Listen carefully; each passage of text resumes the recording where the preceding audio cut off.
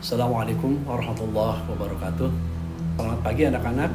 Ya Alhamdulillah untuk pembelajaran hari ini insya Allah tentang perjuangan Nabi di kota Madinah dalam menegakkan agama Islam.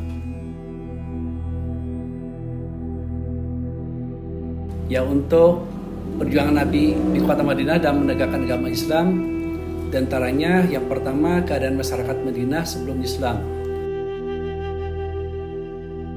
Terdapat suku Aus dan suku Khazraj, Bani Quraizah dari bangsa Arab yang menyembah berhala. Bani Quraizah serta Bani Nadir dari bangsa Yahudi yang beragama Yahudi. Suku-suku di Madinah suka berperang dan mengadakan pertumpahan darah, antar suku saling bermusuhan, saling berkhianat, dan saling membenci. Suku Aus dan Khazraj dihasut oleh bangsa Yahudi.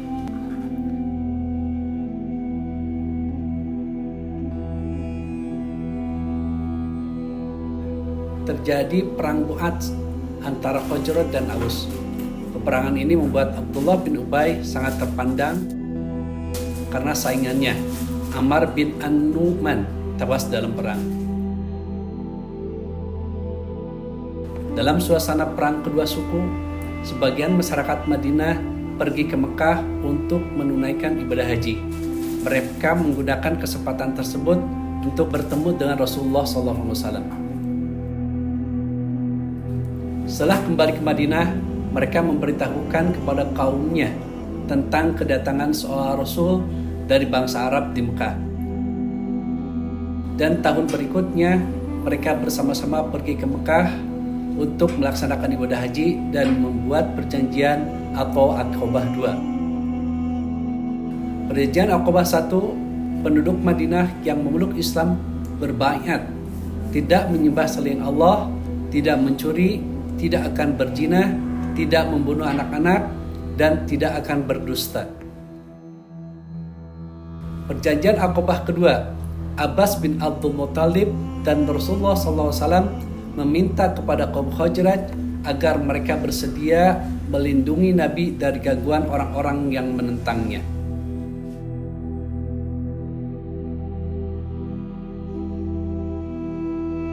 Alasan hijrah Nabi karena kaum kafir Quraisy mengetahui adanya perjanjian Aqabah dan kian gila melancarkan intimidasi terhadap kaum muslimin dan hendak membunuh Nabi.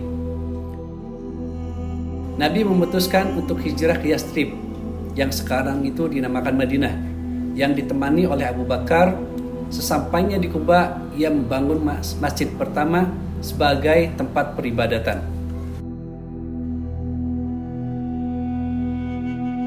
Nabi Muhammad SAW mampu menata kehidupan masyarakat secara baik antara golongan muhajirin dan ansor dengan bersama-sama membangun Masjid Nabawi.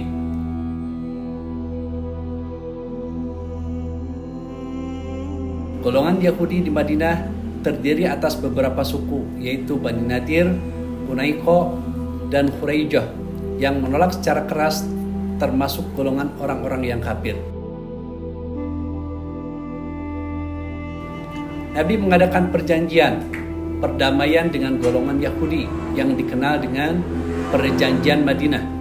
Perjanjian ini tidak berlangsung lama karena golongan Yahudi mengkhianatinya.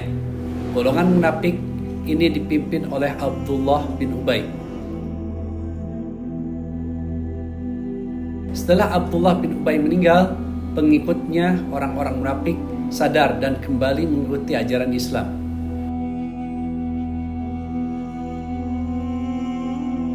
Dakwah di Madinah ditujukan kepada masyarakat Islam dan yang bukan Islam. Pertama-tama memberikan penjelasan tentang kebaikan dan kebenaran ajaran Islam. Nabi juga menegaskan bahwa tidak ada paksaan dalam agama. Seperti yang difirmankan Allah Subhanahu wa taala Quran surat Al-Baqarah ayat 256, tidak ada paksaan di dalam agama. Dan Quran surat Al-Kafirun ayat ke-6, bagimu agamamu dan bagiku agamaku. Kaum muslimin berpedoman pada ayat tersebut dan melaksanakannya dengan penuh tanggang rasa.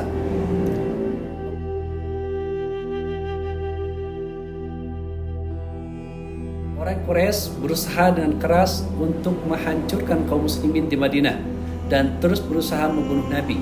Mereka menyusun pasukan dan mengadakan komplotan dengan kapilah-kapilah di luar Mekah untuk menghancurkan Islam. Perang Badar, Uhud, dan peperangan lainnya pecah karena kaum muslim mempertahankan diri dari serangan Quraisy. Sebab-sebab terjadinya, Quraisy benci kepada kaum muslimin karena melihat Islam berkembang semakin luas. Gangguan Quraisy terhadap penduduk Mekah dan bentrokan antara pasukan pengaman muslim dengan kabilah Quraisy di Mekah. Kaum muslimin menghalang-halangi kaum Quraisy berdagang di Sam melalui Madinah.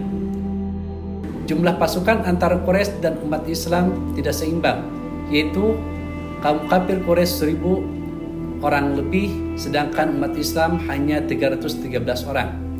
Tentara Quraisy dipimpin oleh Abu Jahal dan kaum muslimin dipimpin oleh Rasulullah SAW.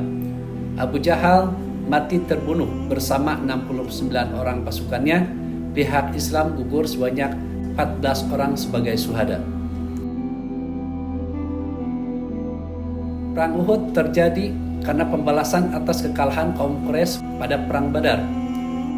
Kekuatan tentara Quraisy mencapai 3.000 orang, sedangkan Islam hanya 700 orang. Nabi Muhammad SAW melaksanakan umrah ke Mekah bersama 1.500 kaum muslimin Madinah. Nabi mengutus Utsman bin Affan untuk menjelaskan kepada kaum Quraisy bahwa kedatangannya hanya untuk menunaikan umrah. Namun kaum kafir Quraisy tidak percaya dan menganggap rombongan itu untuk menyerang Mekah. Sebab itu Utsman Affan langsung ditahan. Rasulullah SAW dan kaum muslimin yang mendengar kabar Utsman ditahan menyatakan sumpah setia dan bertekad akan menghadapi kaum Quraisy yang disebut Baitur Ridwan.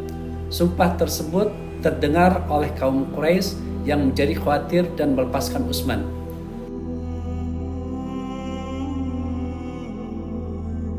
Nabi Muhammad SAW menerima permintaan kaum Quraisy untuk mengadakan perjanjian yang dinamakan Perjanjian Hudaybiyah.